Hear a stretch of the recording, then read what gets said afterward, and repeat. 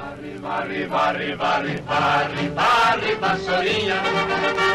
Pra vice-presidente, nossa gente vai jangar.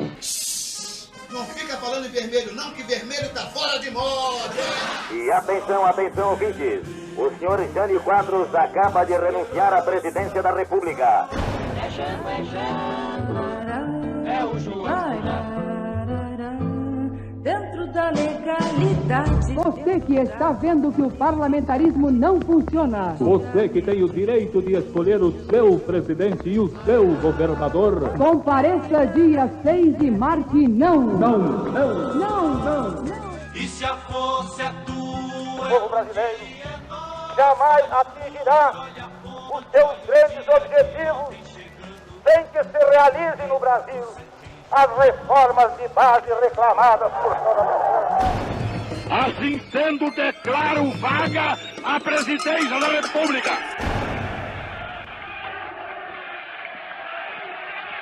7 de setembro de 1961. O presidente Jânio Quadros renunciou e só 13 dias depois, no feriado da Independência, seu vice, João Goulart, conseguiu assumir a presidência. Assim que Jânio abandonou o cargo, começaram as ações contra a posse de Goulart. O vice-presidente estava na China e antecipou a volta ao país assim que soube da renúncia. Militares contrários à sua posse formaram uma junta para governar o país e instalaram tropas em todo o Brasil para impedir o pouso do avião do presidente constitucional. Em resposta, no dia 26 de agosto, o marechal Henrique Teixeira Lott, ministro da Guerra do governo Kubitschek, publicou um manifesto à nação em que convocou as forças da produção e do pensamento para apoiar a posse de Jango pelo respeito à Constituição. O manifesto também denunciava que membros do governo, como o marechal Odílio Banho-Madeni, sucessor de Lott no Ministério da Guerra, queriam impedir que o vice-presidente assumisse o cargo. Na madrugada do dia 27, Odílio Deni mandou prender Lott e outros signatários do manifesto.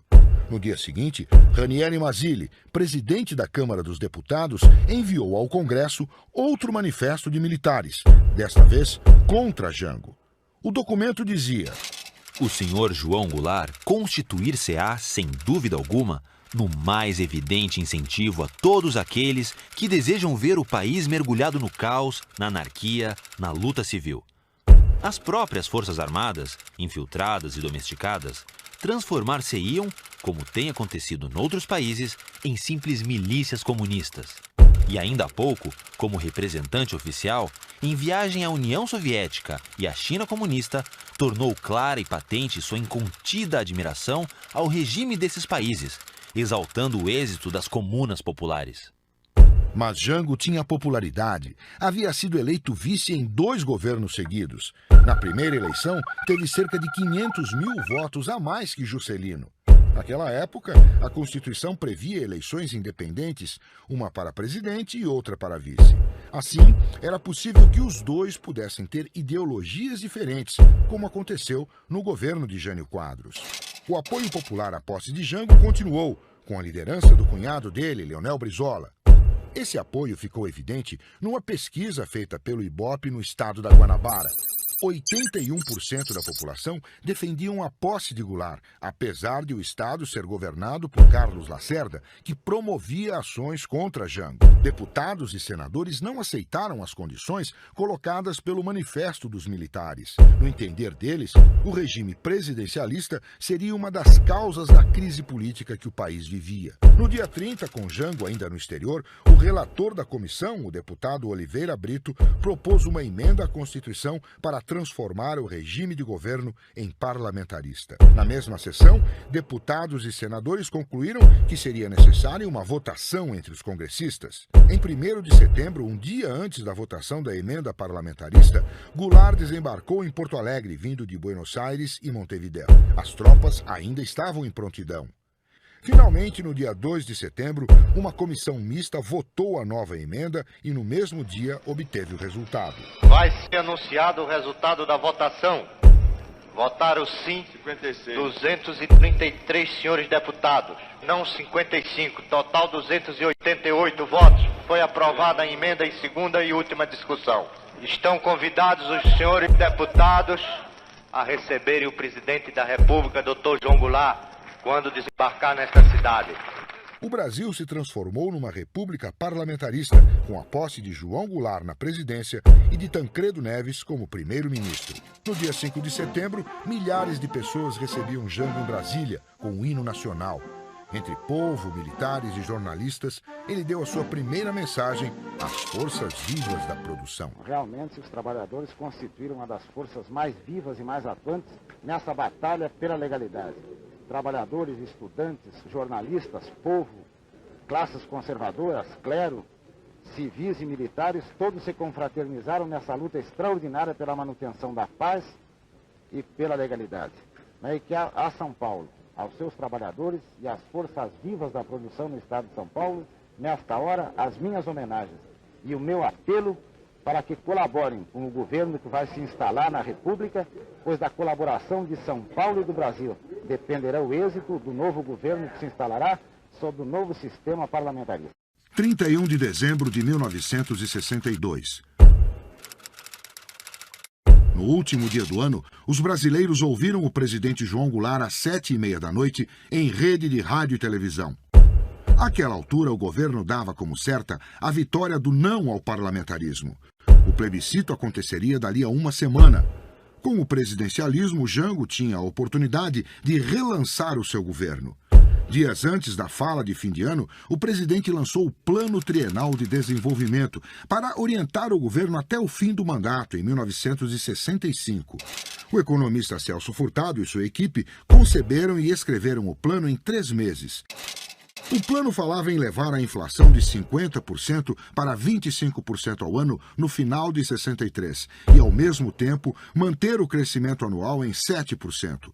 Para fazer isso acontecer, o governo deveria economizar recursos para investir em áreas estratégicas e para evitar mais emissão de cruzeiros. Ao setor privado, caberia o investimento em infraestrutura, ainda que planejado pelo governo. Além disso, os aumentos dos salários dos trabalhadores precisariam ser contidos. Para os funcionários públicos federais, por exemplo, o aumento não poderia passar de 40% ao ano, menos que a inflação. Ou seja, o plano de Celso Furtado prometia dificuldades para todos. Por exemplo, já em janeiro, o governo cortou subsídios de importações para diminuir seus gastos.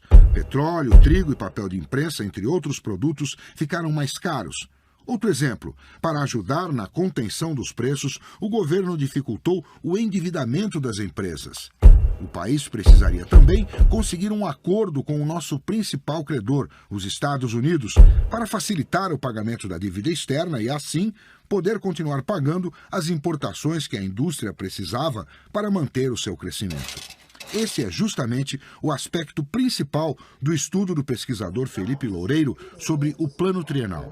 No início de 63, o que é interessante, né, há uma preocupação em utilizar o plano de estabilização econômica para fins políticos. O que eu quero dizer com isso? Havia um entendimento muito claro de que, se o governo brasileiro conseguisse implementar um plano de estabilização rígido no médio prazo, ou seja, 1 a 2 anos pelo menos, de forma continuada, necessariamente o Goulart teria que romper determinados vínculos com grupos da esquerda, né? Porque uma política continuada de restrição creditícia, restrição fiscal, restrição salarial seria incompatível com a manutenção de uma aliança do Goulart com determinados grupos esquerdistas, inclusive com grupos comunistas, sobretudo no meio sindical. A principal preocupação norte-americana era o vínculo do Goulart com comunistas no meio sindical e alguma participação comunista no governo em cargos secundários. Coisa que o Goulart sempre ressaltava que não era uma aliança com os comunistas, mas apenas uma forma pragmática de conter uma situação social bastante delicada. E não que ele fosse comunista, mas muito pelo contrário, apenas uma aliança pragmática. A maneira conservadora pela qual os Estados Unidos atuam, ela não é fundamentada, pelo menos os documentos recentemente liberados mostram isso de forma muito clara, ela não é fundamentada numa questão técnica, econômica, ela tem razão política, mas eu não utilizaria o verbo sabotar. Acho que aí, no caso, é muito forte. É uma aposta para tentar, digamos assim, mudar a postura política do governo Goulart, mas não necessariamente sabotá-lo nesse momento. O plano também não agradou a outro setor que fazia parte da base de apoio de Jango, os que queriam imediatamente as reformas de base, agrária, bancária, urbana e universitária. Furtado dedicou um capítulo do plano a elas, mas não seriam medidas imediatas. Entre os desagradados por isso estavam Leonel Brizola e o Partido Comunista Brasileiro, que apesar de estar na ilegalidade tinha considerável influência política junto ao segundo escalão do governo e aos sindicatos.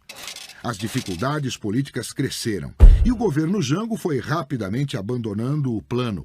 O corte dos subsídios logo caiu.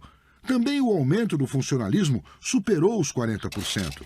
Celso Furtado, em junho de 1963, perdeu a pasta do planejamento que Goulart havia lhe dado no governo presidencialista. Dias depois da demissão do ministro, o governo acabou também com o próprio Ministério do Planejamento. A substituição do plano trienal tampouco iria contemplar a esquerda. Para a pasta da Fazenda, Goulart escolheu o conservador Carvalho Pinto, ex-governador de São Paulo, visando acalmar os empresários e os credores internacionais. 12 de maio de 1963. Mais de 1.000 pessoas compareceram a uma reunião no Rio de Janeiro para planejar o que fazer para que os cabos, sargentos ou suboficiais que haviam sido eleitos em 1962 pudessem exercer seus mandatos de vereadores, deputados estaduais e federais e, dessa forma, defender as demandas dos militares subalternos.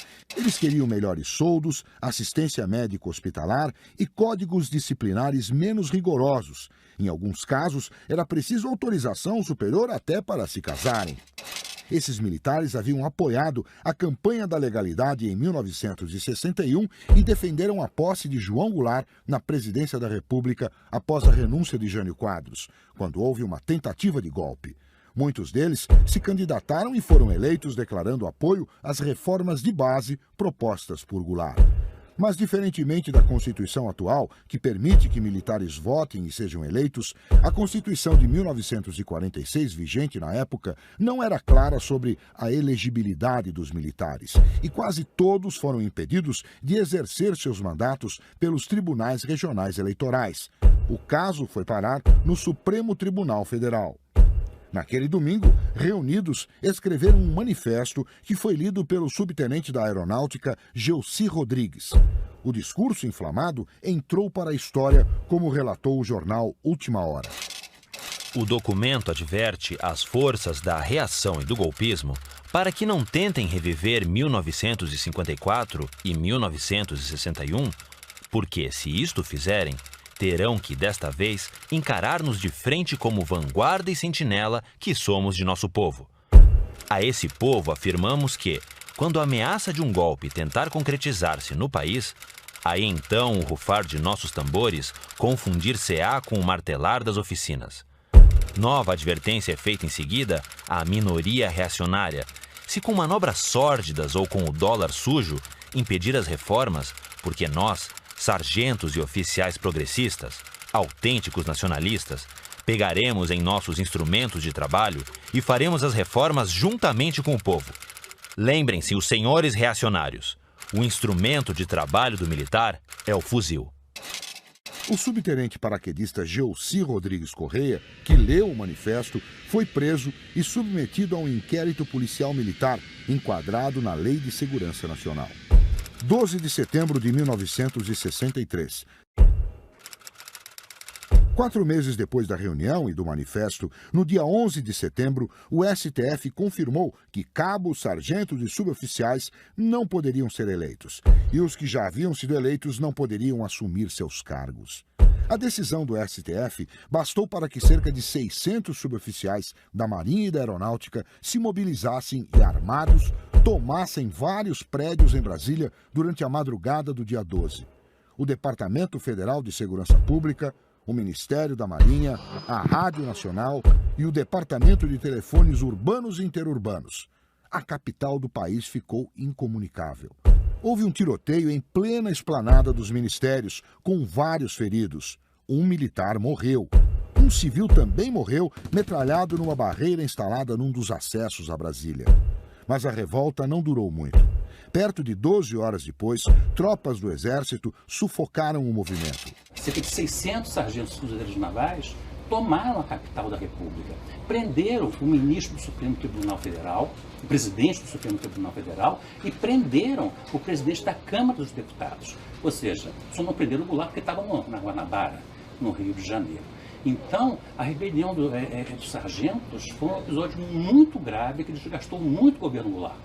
Não é? Porque os conspiradores e essa direita, não é? Eles partem do seguinte princípio: se um punhado de sargentos fuzileiros tomam a capital da República, o que não poderia fazer, né, a ala janguista do Exército, né, com seus generais, coronéis, né, com comando de tropa? O líder da rebelião, o sargento da Aeronáutica Antônio Prestes de Paula, foi preso e mandado para o Rio de Janeiro junto com outros 536 militares. Ficaram num barco-presídio ancorado na Baía de Guanabara. 19 sargentos foram indiciados no inquérito policial militar e condenados a 4 anos de prisão.